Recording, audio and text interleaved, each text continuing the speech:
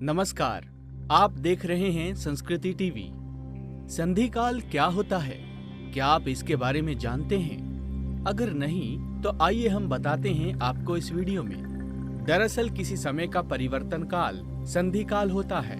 जैसे रात के बाद दिन प्रारंभ होता है, लेकिन दिनों के बीच जो काल होता है उसे संधि काल कहते हैं। आओ जानते हैं कितने प्रकार के संधि काल होते हैं। नंबर 1, रात और दिन में मुख्यतः दो संधियां तो हम देख सकते हैं, जैसे प्रातः काल और संध्या काल, लेकिन बाकी की संधियों का हमें ज्ञान नहीं होता। दो अवस्थाओं के मिलने का समय संधि काल होता है। नंबर 2, दिन और रात मिलाकर 8 प्रकार की संधि होती हैं, जिसे अष्ट प्रहर कहते हैं। एक प्रहर की एक घटी 24 मिनट की होती है। दिन के 4 और रात के 4 प्रहर मिलकर कुल 8 प्रहर हुए। दिन के 4 प्रहर पूर्वाहन, मध्याहन, अपराहन और सायंकाल। रात के 4 प्रहर प्रदोष, निशिथ, त्र्यामा एवं उषा।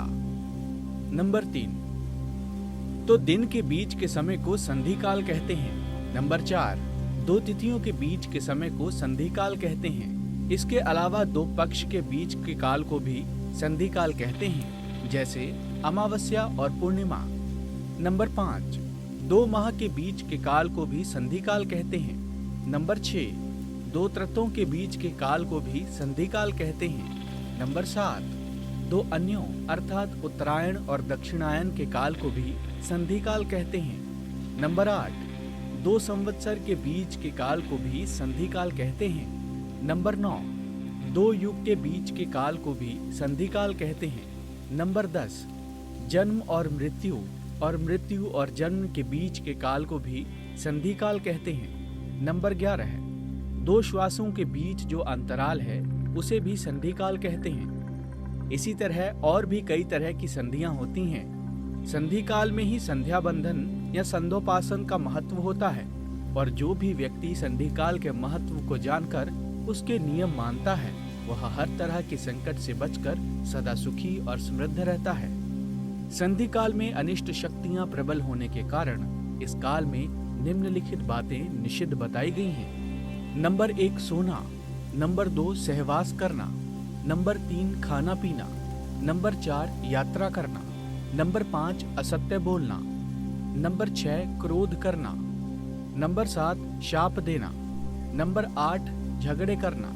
नंबर 9, गालियां देना या अभद्र बोलना। नंबर 10, शपथ लेना। नंबर 11, धन लेना या देना। नंबर 12, रोना या जोर जोर से हंसना। नंबर 13, वेद मंत्रों का पाठ करना। नंबर 14, कोई शुभ कार्य करना। नंबर 15, चौखट पर खड़े होना। नंबर 16, किसी भी प्रकार का शोर शराब करना। इन सभी नियम का पालन नहीं करने से जहां एक और बरकत चली जाती है, वहीं व्यक्ति कई तरह के संकटों से घिर जाता है। संध्या काल में ही शनि, राहु और केतु के साथ ही शिव के गण सक्रिय रहते हैं। आइए अब जानते हैं संध्योपासन क्या है। संध्या वंदन को ही संध्योपासन कहते हैं। संधि काल में ही संध्या वंदन की जाती है। वैसे संधि 5 वक्त की होती है, लेकिन प्रातः काल और सायंकाल उक्त 2 समय की संधि प्रमुख है, अर्थात सूर्य उदय और अस्त के समय। इस समय मंदिर या एकांत में शौच, आचमन, प्राणायाम आदि कर गायत्री छंद से निराकार ईश्वर की प्रार्थना की जाती है। देखते रहिए संस्कृति टीवी। नमस्कार।